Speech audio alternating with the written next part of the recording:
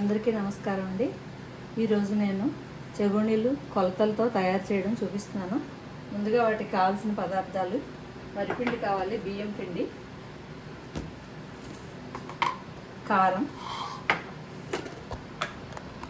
నానబెట్టిన పెసరపప్పు కావాలి, కొద్దిగా ఆయిల్ కావాలి. ముందుగా గిన్నె తీసుకుని మనం ఏ గ్లాస్తో అయితే తయారు చేద్దాం అనుకుంటున్నామో ఆ గ్లాస్తో ఒక గ్లాస్ పిండికి ఒక గ్లాసు నీళ్లు పోయాలండి. నేను ఇప్పుడు 2 గ్లాసులు తయారు చేస్తున్నాను. 2 గ్లాసుల నీళ్లు పోస్తున్నాను.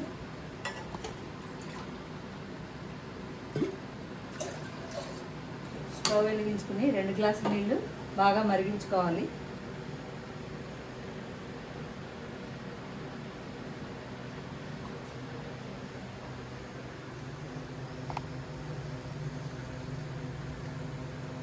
నీళ్లు మరిగాయండి.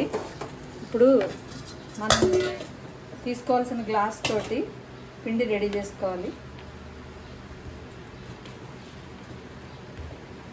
ఏ గ్లాస్తో అయితే పిండి తీసుకున్నామో ఆ గ్లాస్ తోటే వాటర్ పోయాలి. అదే కొత్త బియ్యం అయితే కొంచెం తక్కువ వాటర్ పడతాయి, ఒక 2-3 స్పూన్లు. పాత బియ్యం అయితే ఈ కొలత కరెక్ట్గా సరిపోతుంది. నేను ఇప్పుడు 2 గ్లాసులు తయారు చేస్తున్నాను కాబట్టి 2 గ్లాసులు వాటర్ తీసుకున్నాను.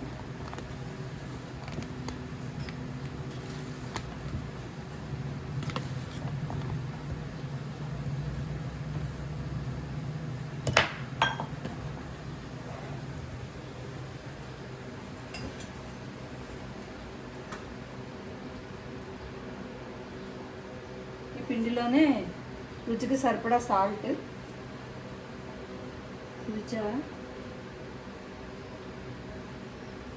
ఈ పిండిలోనే రుచికి సరిపడా సాల్ట్ వేసుకోవాలి. కావాల్సిన సాల్ట్, కారం,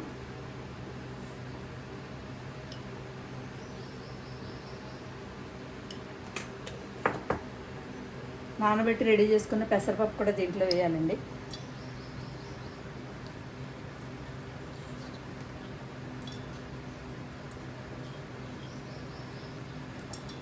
పెసరపప్పు కొంచెం వేసుకోవచ్చు, అది పెద్దగా కొలత అవసరం లేదు. మనకి ఎక్కువ కావాలంటే ఎక్కువ, తక్కువ కావాలంటే తక్కువ వేసుకోవచ్చు.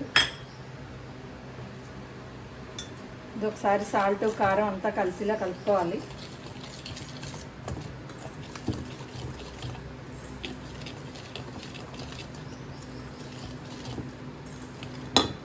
మరిగించిన వాటర్లో 2-3 స్పూన్లు ఆయిల్ వేయాలండి.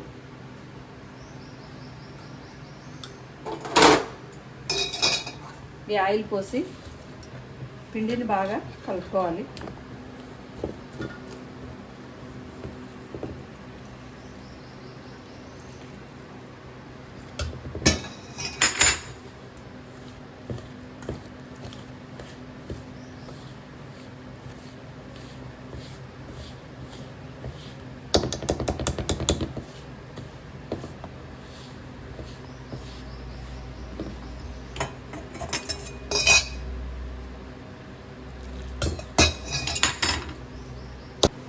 చేతికి ఇలా ఆయిల్ అప్లై చేసుకుని దీన్ని చపాతీ పిండిలా బాగా కలుపుకోవాలండి.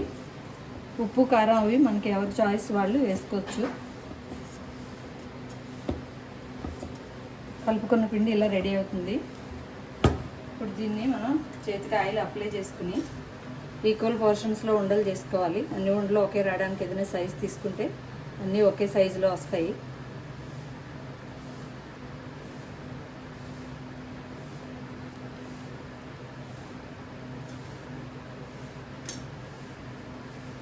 దీన్ని ఇలా అప్లై చేసుకుని చెగునీళ్ళ తయారు చేసుకోవాలి.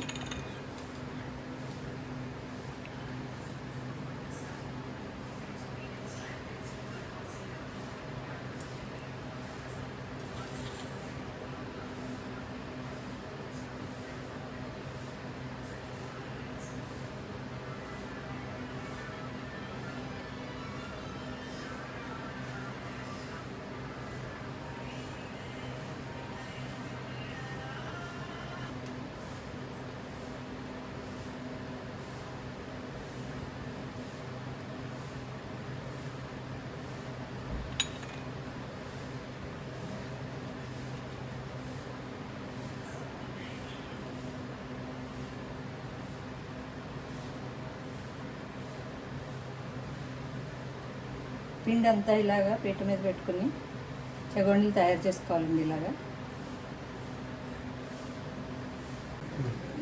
కలిపిన పిండిని ఇలా చెగోడీల కింద తయారు చేసుకోవాలండి. తర్వాత డీప్ ఫ్రైకి ఆయిల్ పెట్టుకుని స్టవ్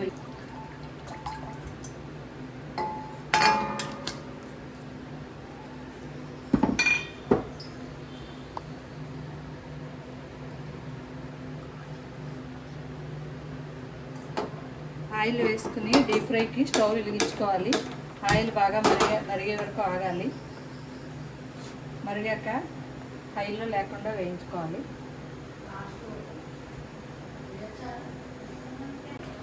ఇప్పుడు నూనె బాగా మరిగిందండి. ఇవి కూడా ఎక్కువ వేయాలి. చిట్కా ఏంటంటే ఎక్కువ కొంచెం వేసి వేయించకూడదు, ఎక్కువ వేయాలి, లేకపోతే మాడిపోతాయి.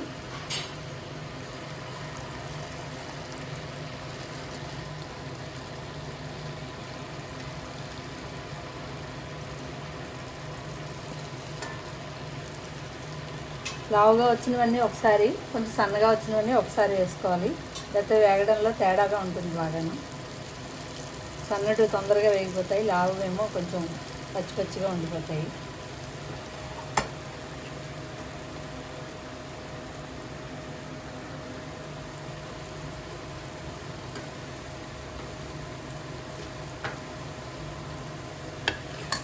కలుపుతో వేయించుకోవాలి.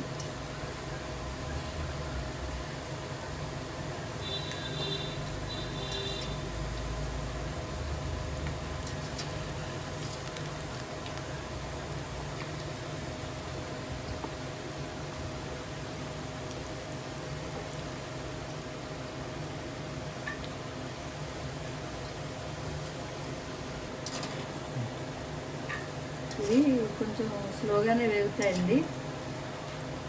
ఇలా వేయించుకోవాలి ఒకే మంట మీద.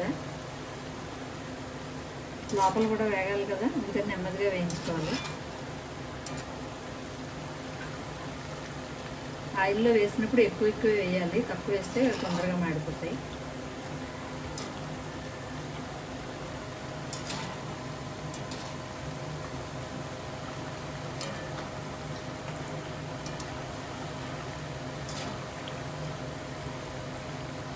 ఇంకోటి ఈ మూకుడు క్యాస్ట్ ఐరన్ మూకుడు అండి.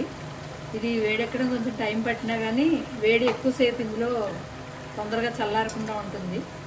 అందుకు మంచిగా వేగుతాయి. ఇందులో చట్నీలు అవి చేసినా కూడా టమాటా చట్నీ అవి చాలా బాగా వస్తున్నాయి. హెల్త్కి కూడా క్యాస్ట్ ఐరన్ చాలా మంచిది. ఇండాలియము అవి మూకుళ్ళు వాడుతూ ఉంటాం కదా మనం. ఇప్పుడు అందరూ క్యాస్ట్ ఐరన్ చాలా మంచిదని చెప్తున్నారు.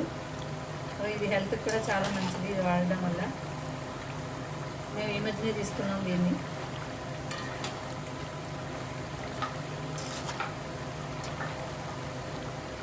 ఇది లింక్ నేను అమెజాన్లో కొన్నానండి. ఇది లింక్ కావాలంటే డిస్క్రిప్షన్లో పెడతాము.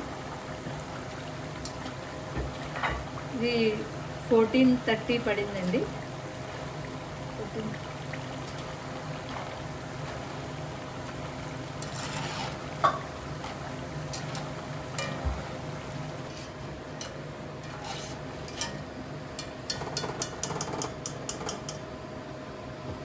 ఇవి ఇలా వేగి ఇలా తీసేటప్పుడు ఇలా సౌండ్ ఇలా వస్తుందండి. దాన్ని బట్టి మనకి వేగిపోయాయని తెలుస్తుంది.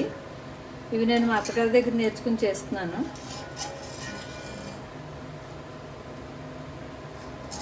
బాగా వేగాయని తెలియడానికి ఈ సౌండ్ వస్తుందండి.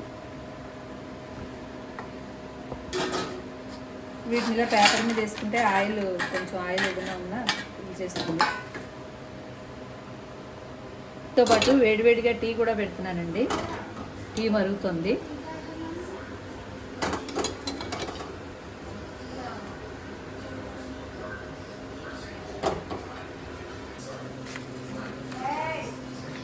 వేగిన తర్వాత ఇలా ఉంటాయండి. చాలా బాగున్నాయి, టేస్ట్. ట్రై చేయండి. కొలతలు మళ్ళీ చెప్తాను. 1 గ్లాసు వరిపిండికి 1 గ్లాసు నీళ్ళండి, కొంచెం నానబెట్టిన పెసరపప్పు, ఉప్పు, కారం ఉప్పు మనకు తగినంత వేసుకోవచ్చు, ఎవరి ఇష్టం వచ్చినట్టు వాళ్ళు. వేడివేడి నీళ్లు మరిగించి 2-3 స్పూన్లు ఆయిల్ వేయాలి. ఆ నీళ్ళతో ఈ పిండి కలపాలి. కలిపి చపాతీ పిండిలా బాగా మద్దించి వాటిని చెగోడీల కింద ఒత్తుకోవాలి, తయారు చేసుకోవాలండి. Thank you. ప్లీజ్ ఈ ఐటెం నచ్చితే షేర్ చేయండి, సబ్స్క్రైబ్ చేయండి.